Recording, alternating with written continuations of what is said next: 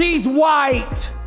And because of that, when you consider some of the hard times other people gave her, they were resentful of the fact that this white girl came on the scene where there was a bunch of sisters that preceded her, spanning decades, that were big time, that deserved a lot of credit.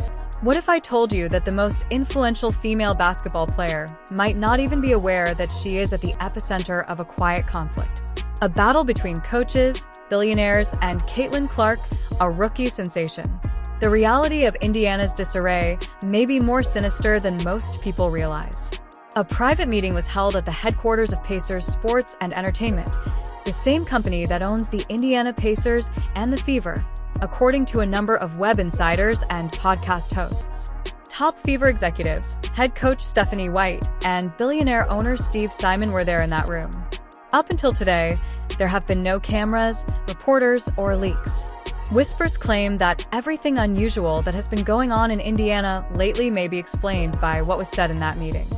You know, like I said, we are in the biggest moment in WNBA history. There's no denying that. Everybody knows that, and everybody that's in a place in power has a true responsibility, and even myself, we have a responsibility to make sure that this game is in a great place going forward with the CBA. And fans can't resist noticing the lineup changes, the abrupt decline in Caitlin Clark shot attempts, and the strange vibe shift. We may now understand why something doesn't add up. But before we continue, be sure to watch through to the very end, because what I'm about to say might alter your perception of the WNBA as a whole. Additionally, I would really appreciate it if you would click the like button and subscribe. Okay, let's take a closer look. The majority of people consider the Fever to be just another WNBA team. They're not. They are a part of a sports empire created by the Simons, one of the wealthiest families in America. In addition to owning the Pacers, the Simons also manage the enormous Simon Property Group, a multi-billion-dollar chain of shopping centers. Herb Simon, a 90-year-old legend in Indiana business circles, is at the top of that chain. However, his son Steve Simon, the true puppet master of Indiana basketball, controls all day-to-day power. He doesn't require social media influence and is quiet and private. Your word is law when you are in charge of a billion-dollar empire. Steve Simon made the decision to intervene when he reportedly noticed a decline in Fever ticket sales and a slowdown in Caitlin Clark's viral momentum. The rumor mill erupted at that point. Steve Simon allegedly said one thing at that private meeting that left everyone in the room speechless. From now on, it's CCT, Caitlin Clark's team, he declared. Consider that. It's a formal corporate directive from the man in charge of Indiana athletics, not a catchphrase or a moniker. It was an obvious message. Everything now passes through Caitlin. The brand, the marketing, the offense, everything. You don't just coach your rookie when she's making millions in merchandise, tickets, and national attention. Your investment is safeguarded. And that's where the drama starts. Stephanie White, the head coach, developed a strategy based on mobility and structure that prioritized the team. Discipline was what she desired, not flash plays or logo threes. And it was effective for a while. The Fever resumed their winning streak. For the first time in years, they even qualified for the playoffs. However, something else began to leak subtly. Buzz, ticket sales, and ratings. System basketball wasn't drawing any spectators. The Phenom, the human highlight reel, the Deep Three assassin, and Caitlin Clark were all attending. The room erupted when Simon allegedly instructed White and the front desk to reassemble the squad around Caitlin. According to insiders, White lost it. She declined to make her squad a one-man show. Simon allegedly said the words that caused everyone to freeze at that point.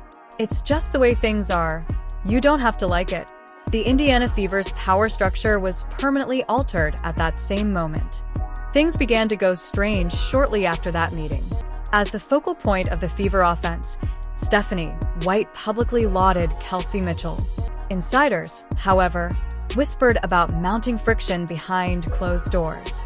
System versus superstar, coach versus ownership. Caitlin Clark was caught in the middle, attempting to play basketball while coaches and billionaires battled for control of her future. Everything appeared serene from the outside. However, you could see the fissures if you looked closely. There wasn't a good team dynamic. It grew chilly at the press conferences. And those Caitlin Clark clips that went viral all of a sudden vanished. Fans sensed that something had changed. To be honest, billionaires don't give a damn about offensive spacing.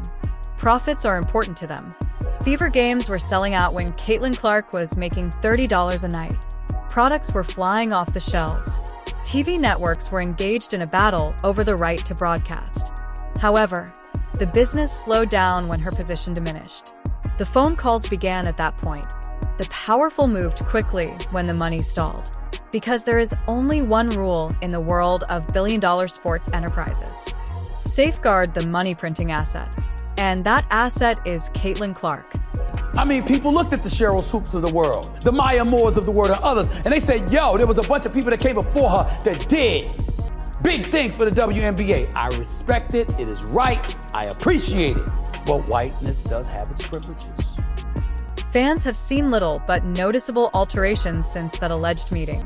Caitlin is the focus of all new marketing campaigns. She now has exclusive sponsorships, a social media campaign that seems less like a basketball promotion and more like a rebrand. The Fever are now more than just a team. They serve as a platform for Caitlin Clark Incorporated. And that's the truth of contemporary sports, whether you like it or not. This goes beyond basketball. It's business warfare. Because the WNBA is doing more than simply playing on the floor in 2025. It is vying for billions, brands, and headlines. Furthermore, Caitlin Clark is more than just a player. She is the brand magnet who is changing the definition of a franchise player. The league's executives are observing. It is also seen by other teams. They are aware that if this Indiana experiment is successful, there will be no more coach-led teams. The stars, the ones who can influence markets rather than merely score points, are the ones who will shape the future. Everyone is now wondering what will happen next. Will Stephanie White stick around and use Caitlin's abilities to rebuild the offense? Or will the billionaire upstairs determine that a change in coaching is necessary? Because one thing is evident in Indiana at the moment. The balance of power has changed. The billionaires are observing. Fans are holding out. Additionally, Caitlin Clark is in charge of the Fever's future, and possibly the whole WNBA under her control. Building this league to make sure it's in a great spot for many years to come, because you all know I grew up as a huge fan of this league, and I'm going to do everything I can to make this the league that, you know, a 5-year-old, a 10-year-old. You can hear the stress in every courteous response if you pay close attention to post-game interviews. Caitlin maintains her composure. White maintains his professionalism. However, there is a significant undertone. It's the quiet before the storm. And it's possible that the storm has already started. Some claim that a new assistant coach has been discreetly hired to fill the void. Others assert that certain veterans are being sold for compliance rather than fitness. Every tiny adjustment feels deliberate. The question is not whether the takeover is taking place, but rather when it will become official. The rumors are not being refuted, but they are also not being confirmed. Additionally, sometimes silence conveys more information than any news release could. Because Caitlin Clark didn't simply join the WNBA if even half of this is accurate. She assumed control of it. She is no longer merely a rookie sensation. She is the driving force behind a billion-dollar change in women's basketball. And since the outcome in Indiana will determine the direction of the entire sport, every executive in the league is keeping a close eye on it. This is not new to us.